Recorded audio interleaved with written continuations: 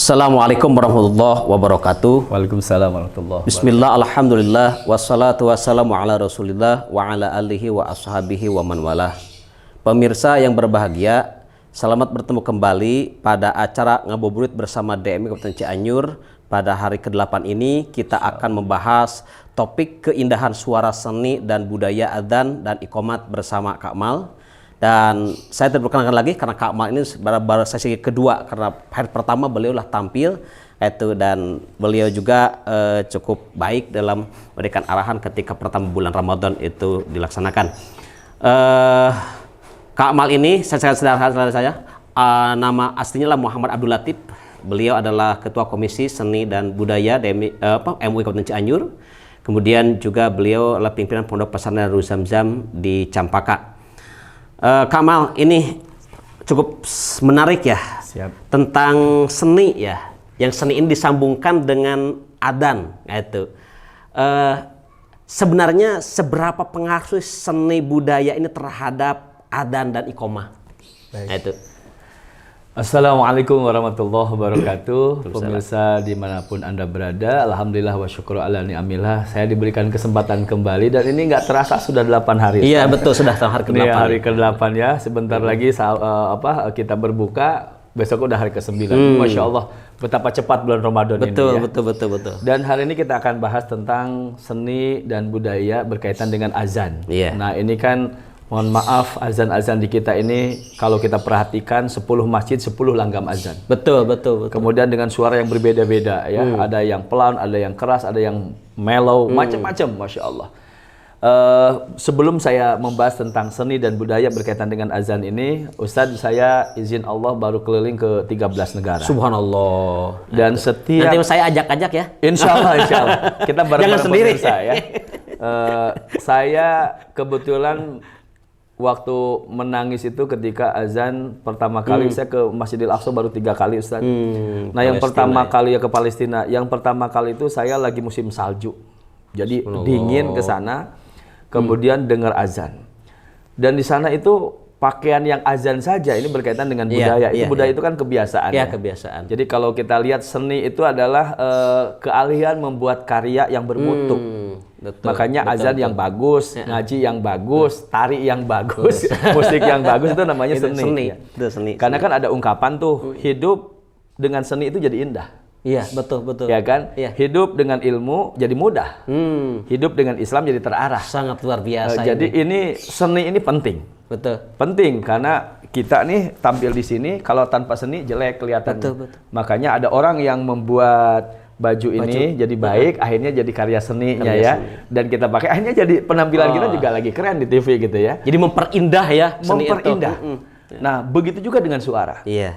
Saya tuh Masya Allah, hampir di beberapa negara ini memang langgam azan tidak sebanyak di Indonesia. Kalau kita lihat contoh misalkan di Arab Saudi lah. Di Arab Saudi itu ada langgam yang disebut dengan Madinah, ada yang disebut dengan Makkah. Bahkan nanti mungkin kita bisa berbagi bagaimana olah vokal ya. Kan kalau di Makkah itu suaranya tinggi. Betul. Itu kalau saya latihan ke orang-orang tuh melatih itu disebut dengan suara jauh. Itu biasanya tarik pakai hidung, simpannya itu Ustaz di perut ini. Di perut, iya. Nah, di perut. Tapi jangan salah mengeluarkan. Iya, yang ke bawah itu. Nah, itu yang bahaya itu yang ke bawah. Ada yang nanya sama saya, Ustaz. Ada yang nanya sama saya, Ustaz, emang apa bedanya kalau napas keluarnya lewat atas sama lewat bawah? Saya bilang kalau lewat atas itu suara kita jadi nyaring dan enak kedengarannya. Iya, betul. Kalau lewat ke bawah, suaranya nggak enak dan baunya luar biasa. Dia bermasalah kalau baunya. Bermasalah.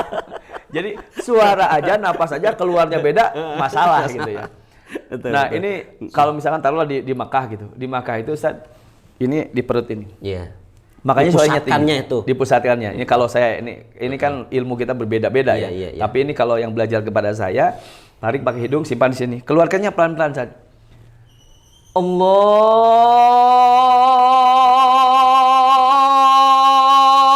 Akbar, Allahu Akbar. Waduh, ini terasa dari Masjidil Haram ini. Iya kan? Subhanallah. Itu hampir sama itu gemanya, hanya aja pakai keras suara ya. Nah, ini nggak pakai eho, bar nggak pakai gitu. Iya ya gitu. Itu contoh di Masjidil Haram gitu. Nah kalau di Nabawi itu di dada, Ustaz. Makanya lebih Ada berwibawa. perbedaannya. Ada perbedaannya. Iya. Makanya kalau kita tahu tentang ilmu olah vokal, Iya.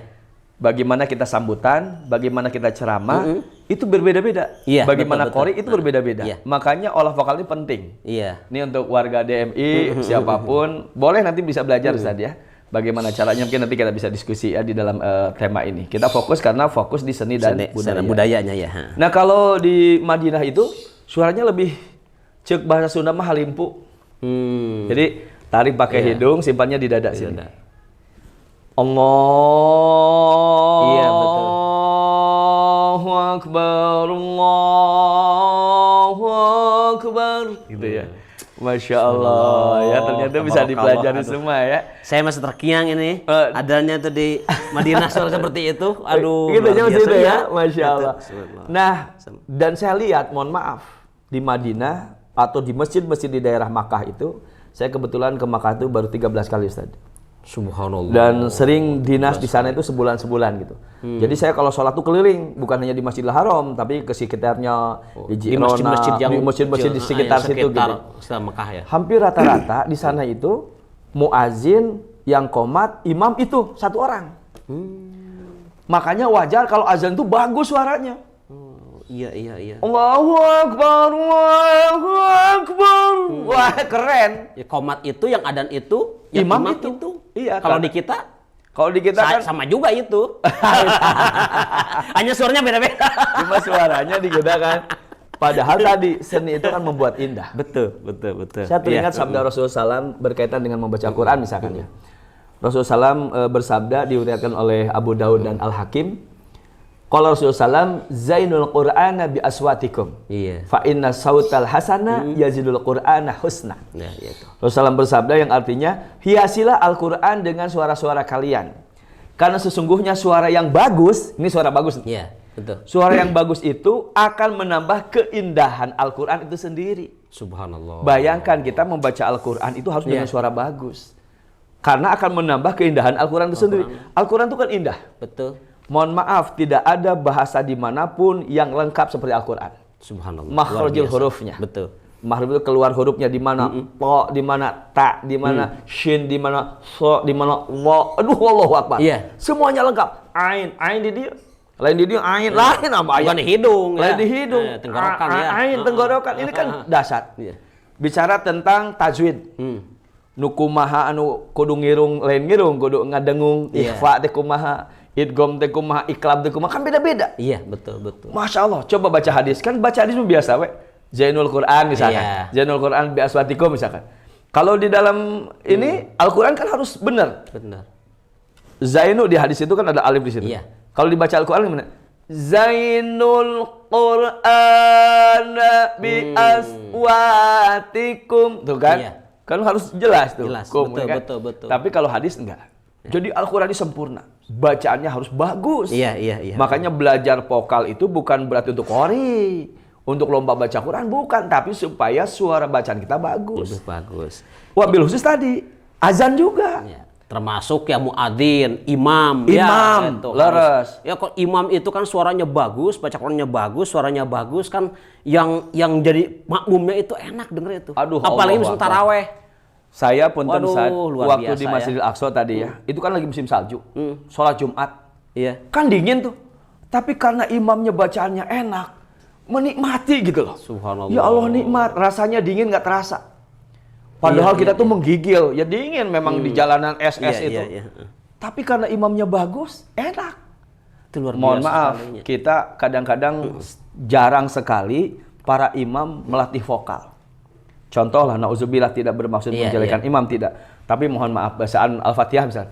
Bismillahirrahmanirrahim. Alhamdulillahirrabbilalamin. Ar-Rahmanirrahim. Kan mohon maaf. Saayaan dari awet sisi amat seni gitu. gitu, ayaan gitu. Malah upami kita bicara tentang makhrajul huruf sama tajwidnya juga nanti ayaan.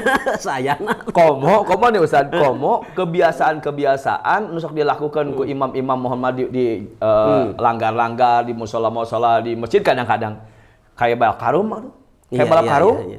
Bismillahirrahmanirrahim. Seninya mana? Ya, balapo ya, nyebrut. Nyambrut teu aya senina eta. Enggak, tapi justru kalau dari masyarakat yang disukai itu justru imam-imam yang cepat begitu. Sekalipun olah vokal, olah seninya itu terlewat, apalagi makhrajul huruf, tajwidnya gitu. Allahu Akbar, sayang sekali kan. Nah, itu. Ini mudah-mudahan momen ini pemirsa di mana berada ya. Insya Allah Kak Mal secara pribadi siap berbagi bagaimana vokal ya. Karena ini penting. Sampai Rasulullah menyampaikan kan Al-Quran saja harus dihiasi dengan suara yang bagus. Betul. Ya kan Al-Quran. Azan juga, karena azan itu kan mengundang orang lain. Mohon maaf, saya di masjid lah kita lah, orang Arab aja bingung. Karena di kita itu 10 masjid, 10 anggam azan saja. Di Masjid Al-Ikhlas. Allahu Akbar, Allahu Akbar. Beda-beda di Masjid ya. Al-Barokah. Allahu Akbar, Allahu Akbar. Iya. Di Mushola Al-Ikhlas, aki-aki karek macul. Allahu Akbar. Ini nampaknya harus ada pelatihan juga ya, DMI ke depan fasilitasi nih. Bila perlu ada standarisasi. Betul, itu. Ada khusus standarisasi. itu. Kenapa? Supaya menarik ya. Kalimah azan itu kan dahsyat banget tuh. Ya. Dan bahkan kita itu harus mengikuti juga apa yang dilakukan oleh muazin. Betul. Ya kan? Allahu Akbar, Allahu Akbar. Kan enak. Dengerinnya juga. Jawabnya juga enak. Iya kan? Nah, ini penting kenapa kita membahas antara seni dan budaya. Ya, ini karena kebudayaan kita, kebiasaan kita. Jadi budaya itu kebiasaan. Mohon maaf lah, mungkin Ustaz pernah jalan ke masjid gitu. Pakaiannya azan. Kosang-sang wungkul. Pernah tuh sok? Lah kau sang-sang eta seadan teh langsung kabur teu salat. Aya gitu oke. Itu jadi bermasalah juga itu sebenarnya Kamal. Iya betul. Makanya ini kan jangan sampai ke budaya-budaya yang seperti itu dipelihara gitu loh. Iya, betul. Makanya alangkah baiknya tadi ustadz-ustadz itu justru yang azan. Nah, itu. Jadi jangan sampai ustadz bicara tentang hadis Rasul misalkan salu kama ra'aitumu usolli, salatlah kalian seperti halnya melihat aku salat. Di Rasul disampaikan. Rasul salat itu kan tepat waktu, berjamaah di masjid. Ini ustadznya datangnya belakangan lagi. Mau gimana coba? Jadi ngetem nunggu ustaz datang ya. Nah, itu. Jangan sampai seperti itu nih. Jangan sampai kebudayaan buruk ini, kebiasaan buruk ini bisa dilakukan sama kita. Nah, kembali ke topik tadi, keindahan seni dan budaya. Seni dan budaya. Emang seni atau budaya dalam adan itu bukan kalimat adannya ya. Ini intonasinya atau mungkin langgam adannya. Itu berbeda-beda setiap negara. Beda, Ustaz. Oh, beda. Beda-beda kalau gitu. Intonasi suara ya. Bahkan mungkin kalau saya lihat dari pakaian saja. Negara-negara lain itu azan itu memang pakaiannya mau sholat. Udah siap ya, memang kan harus dia boleh keluar lagi kan, sudah wudu ya begitu. Betul, karena tadi kan dia juga imam, dia juga qomat, dia juga azan. Makanya kalau ke Saudi misalkan, silahkan bapak-bapak, ibu-ibu mungkin ke Saudi sana, selain sholatnya di Masjidil Haram, coba lihat ke masjid yang lain. Itu dia azan, dia qomat, dia jadi imam. Makanya pakaiannya juga rapi, udah pakai kamis, udah pakai sorban. Iya, betul. Ini kemarin saya di Uzbekistan misalkan, saya ke Uzbekistan. Itu yang azannya pakai gamis, pakai sorban. Beda dengan mohon maaf di masjid kita tadi. Dilihat pakai kosangsang. Geus azan teh karena ka imah deh. Balik deui. Salat. Astagfirullah. Ustaz jangan nu adan ka mana kabur. Saya mohon maaf, ini mungkin jangan sampai kebiasaan lah. Ini kan budaya, ini kebiasaan. Ya, betul, saya jalan ke satu tempat Ustaz. Gak usah disampaikan lah tempatnya mana ya, pasti udah pada hafal nih. Azan, mampirlah saya karena ada azan, mampir. Udah saya sholat tahiyatul masjid, sholat sunnah 2 rakaat gitu. Eta ngadagoan azan eueuh. Imam lagi eueuh. Boro mau didagoan. Akhirnya tungtung nama urang nu qomat, urang nu sholat gitu. Jangan sampai kayak begitu ya.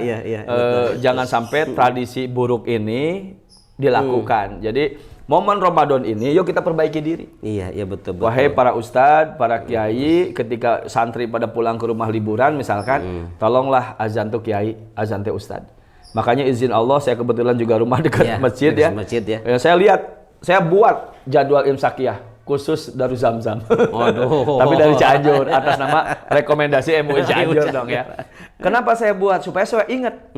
5 menit sebelum maghrib, Assalamualaikum dulu. Bapak Ibu siap-siap, ini waktu Cimenteng, waktu Cianjur, 5 menit lagi. Muadzan gitu. Muadzan. Jadi, Kurma udah siapkan tuh. iya. Ya kan? 3 atau 7 gitu kan. 7 lah. Kalau 7 kan kenyang, kita insya Allah nggak langsung makan pun nanti habis tarawih makan nggak masalah. Begitu waktu maghrib kita buka dulu, Ustaz. Jangan azan dulu. Kan disunahkan kita buka dulu. Iya, betul. Sampaikan dulu di speaker. Bapak Ibu, saatnya waktu maghrib. Buka Allahumma lakasumtu wa bika amantu gitu. wa ala sikaptu birahmatin. Kemudian minum, makan kurma, baru azan.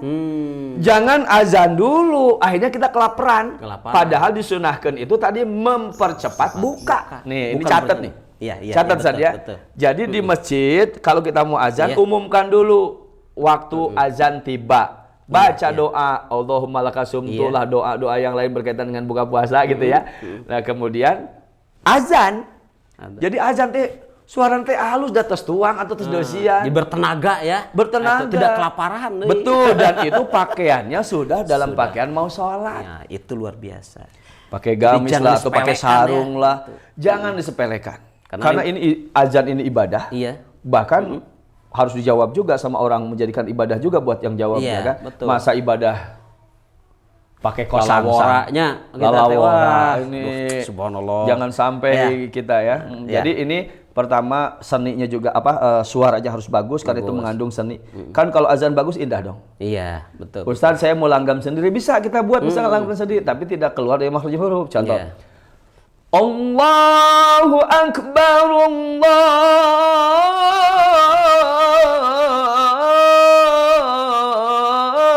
akbar.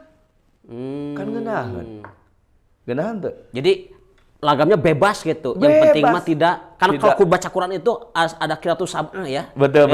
Tapi kalau adzan nggak ada itu adzan itu. Kalau azan insya Allah lebih dari 7. Lebih gitu 7. Ada gitu. Kalau di Indonesia kan ada versi Muammar, ada versi Muhayyadi, misalkan ada versi ini. Bahkan ada orang yang tidak belajar dengan ilmu. Di radio itu pakai echo, Pak. Allahu akbar, kedengarannya bau, tapi bukan bau akbar. Iya. Tapi karena orang dengernya gak pakai ilmu, pengen keren, nurutan. Allahu akbar, Allahu akbar. Allahu akbar ini fatal. Jadi salah. Fatal, ya. salah. Mana ada bau. Makna salah, bacaannya salah, makna jadi salah. Maknanya jadi salah, bukan ibadah, jadinya malah jadi rusak kan. Nah, ini penting Ustadz, jadi latihan tentang seni olah vokalnya, kemudian juga budaya-budayanya. Jadi tolong azan itu berwudu, kemudian pakai baju yang rapi. Jadi begitu azan jangan balik ke imah gitu kan. Tapi di masjid sudah siap untuk melanjutkan betul. Adzan langsung sholat. Dan kalau bisa memang muazin ini adalah badal imam. Iya. Baik. Jadi di saat imam berhalangan, maka muazin itu yang akan harus jadi imam. Ya, gitu saja. Baik. Terima kasih Kamal. Nih sayang sekali waktu kita terbatas pada pembahasan ini. Padahal cukup menarik ya tentang adzan dan budaya ini. Karena bagaimanapun di kita adzan ini bukan tidak menjadikan momentum untuk memperbaiki sholat ya, sehingga adzan itu dianggap sepele gitu. Kadang-kadang ada orang yang adzan pergi aja kemana gitu, adzan aja saya mau udah beres, udah pergi seperti itu. Baik, terima kasih Mal dalam bincang-bincang Ramadan atau ngabuburit bersama DMI ini pada hari ke-8. Insya Allah kita akan bertemu kembali pada hari ke-9 dengan tema dan topik lain, akan mendatangkan para tokoh dan ulama sesuai dengan topik yang telah diajarkan oleh DMI. Demikian yang kami sampaikan. Terima kasih. Rabbana atina fid dunya hasanah wa fil akhirati hasanah wa qina adzabannar. Wassalamualaikum warahmatullahi wabarakatuh. Waalaikumsalam warahmatullahi wabarakatuh.